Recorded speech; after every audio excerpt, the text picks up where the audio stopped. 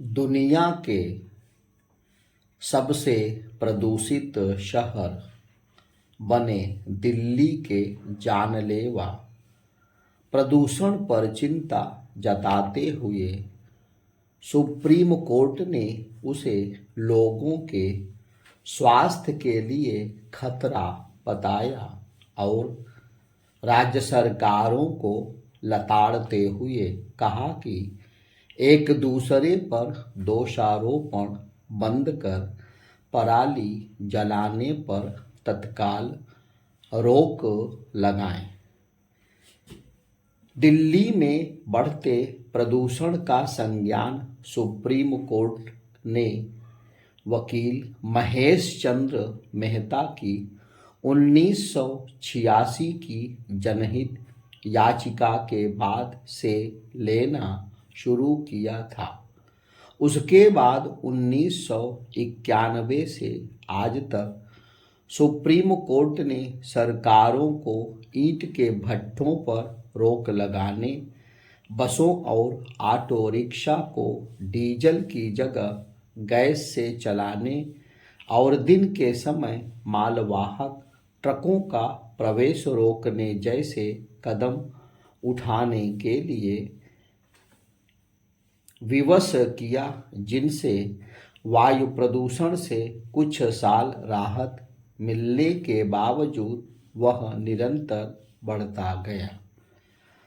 वायु प्रदूषण को मापने के लिए हवा की गुणवत्ता की एक तालिका है जिसे वायु गुणवत्ता तालिका या AQI कहते हैं। इनमें जमीनी ओजोन के अलावा कार्बन, सल्फर और हाइड्रोजन ऑक्साइड गैसें शामिल हैं।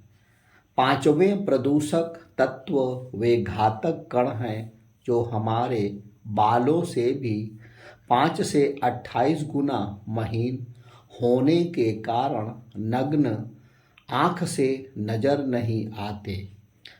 10 से लेकर 2.5 माइक्रोमीटर और उससे महीन आकार वाले इन कणों को PM10 और PM2.5 कण कहते हैं। PM2.5 कण मुख्य रूप से डीजल और दूसरे जीवाश्म ईंधनों के धुएं में पाए जाते हैं। PM10 कण मुख्य रूप से पराली और जलावन के धुएं और धूल में पाए जाते हैं।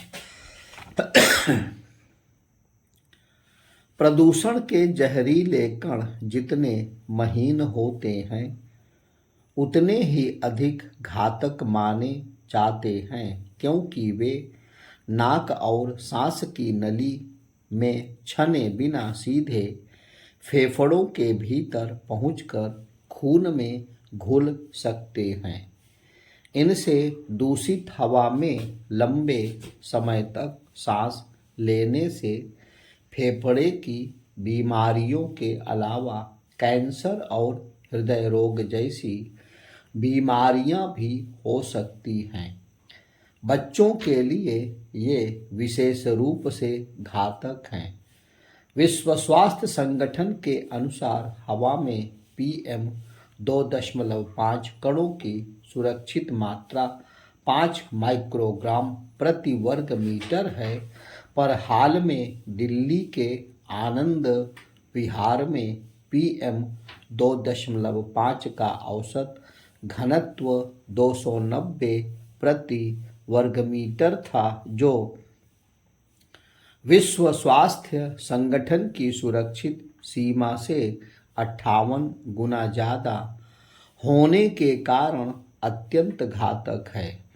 PM10 कणों की सुरक्षित सीमा 15 माइक्रोग्राम प्रति वर्ग मीटर है, जबकि आनंद विहार में यह 999 ग्राम तक पहुंच चुकी है, जो विश्व स्वास्थ्य संगठन की सुरक्षित सीमा से 66 गुना अधिक होने के कारण भयावह है। वायु प्रदूषण केवल दिल्ली एनसीआर में ही नहीं, उत्तर भारत के लगभग सभी छोटे बड़े शहरों में गंभीर समस्या बन चुका है। विज्ञान पत्रिका द लांसेट द्वारा कराए गए अध्ययन के अनुसार वायु प्रदूषण से भारत में हर साल 16.7 लाख लोग मर रहे हैं, जो कोविड महामारी से 3 साल में हुई मौतों से 3 गुना अधिक है। परंतु वायु प्रदूषण से हो रही मौतों पर एक दूसरे को दोष देने के सिवा कुछ नहीं होता। कभी कभार दिल्ली और उत्तर भारत की भौगोलिक स्थिति को दोष देने की कोशिश भी की जाती है, जिसकी वजह से सर्दियों के प्रारंभ में ठंडी हवा हिमालय की ओट में ठहर जाती है और प्रदूषण की चादर से शहरों को ढांप लेती है। पर भौगोलिक स्थिति बदलना तो हमारे हाथ में है नहीं। केवल अपने रहन सहन को भौगोलिक स्थिति के अनुरूप बनाने की कोशिश की जा सकती है। दिल्ली समेत समूचे उत्तर और मध्य भारत के भी बड़े शहरों की मुख्य समस्या PM 2.5 और PM10 कणों का प्रदूषण है, जिसकी मुख्य वजह घटिया डीजल और मिलावटी जीवाश्म ईंधन का प्रयोग, खुला निर्माण, मलबे एवं कचरे को खुले में डाल देना, कूड़े को जलाना आदि है। डीजल के धुएं के PM 2.5 कण पेट्रोल और दूसरे जीवाश्म ईंधनों की तुलना में कई गुना घातक होते हैं। भारत में सरकारों ने किसानों और माल ढुलाई को ध्यान में रखकर डीजल की कीमतें पेट्रोल से सस्ती रखी, जबकि बाकी दुनिया में इसका उल्टा है। नतीजतन कार निर्माताओं ने डीजल कारें अधिक बनाई।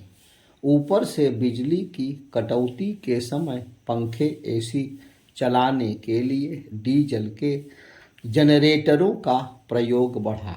अब डीजल उतना सस्ता नहीं है, पर जो वाहन और जनरेटर बाजार में हैं, उनसे निकलने वाले PM 2.5 प्रदूषण पर अंकुश लगाने के लिए युद्ध स्तर पर देशव्यापी नीति बनाए जाने की जरूरत है।